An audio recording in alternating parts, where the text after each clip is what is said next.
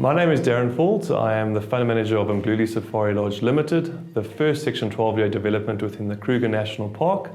I've walked this journey now just over 2 years, and in that period we've raised just over 50 million rand through Section 12J. This has allowed us to develop phase 1 of the lodge, and this was operational from the 17th of January this year, and really achieved some strong forward bookings as a result of their partnership with AHA and Tourvest, who have allowed them to tap into a wide range of international tour operators who have looked for luxury product like Mdluli Safari Lodge within the Kruger National Park. The Sea Ordinary Share is timeshare reinvented.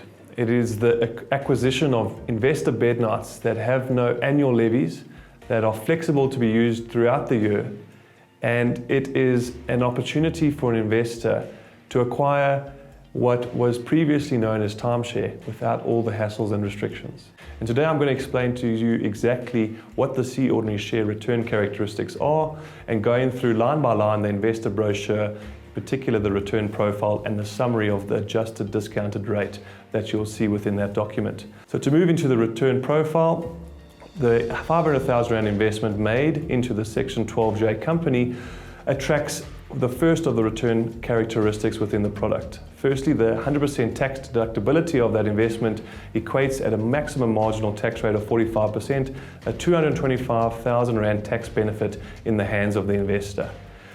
This effectively allows their 500,000 Rand investment to be deducted by 225,000 Rand, which effectively has their risk capital sitting at 275,000 Rand. The second return element of this particular investment sits within the free bed nights that are allocated to investors per annum for a 10-year period. And in the line below, we see what these value of these bed nights are worth. At the pre-COVID rates, these were 3,700 Rand per person per night. Following COVID and the move to the domestic traveller, this is now reduced to 3,000 Rand for year 1 and 2, escalating at 8%. We envisage the pre-COVID rates to return to normal in year 3, following which we expect these room rates to sell for close to 6,300 Rand in year 10.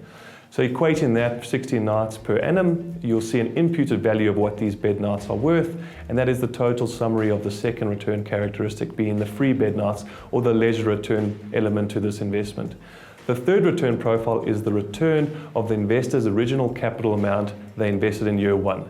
And this is done through the disbursement of free cash flow earned from the lodge and done in equal installments from year 6 through to year 10. The last line is the summary of all these three return characteristics put together, and you'll see that this gives an internal rate of return on your gross investment capital of just over 15%, as well as an internal rate of return on your risk capital, which is your investment capital less your tax deduction benefit, at just over 28%. And this really puts together the return profile for an investor, taking into consideration the three unique return characteristics of this particular investment. We look at really the next table, which summarizes exactly what an investor gets risk-free. As long as the lodge is operational for the 10-year period, they will be entitled to the leisure return element of this investment. The 275,000 equates to the amount after the tax deduction, and this really gets an investor 160 bed nights, as well as 20 additional nights that the board has given to investors should they invest before the end of September.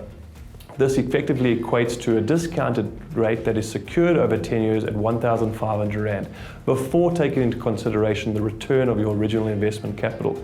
Once that obviously takes place at the end of 10 years, effectively those bed nights will be acquired at no value, and the financial return element will be the tax deduction or the tax benefit obtained by the investor. The Mdluli community own 50% of this project, as well as the 850 hectares of which the land is situated.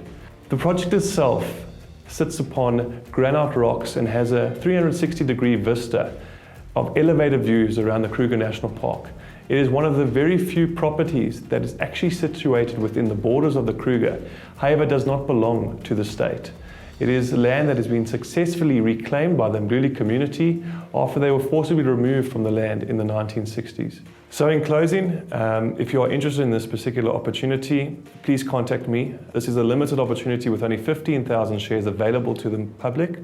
Our prospectus is open on the 7th of August, and shares will be issued on a first-come, first-served basis. Thank you.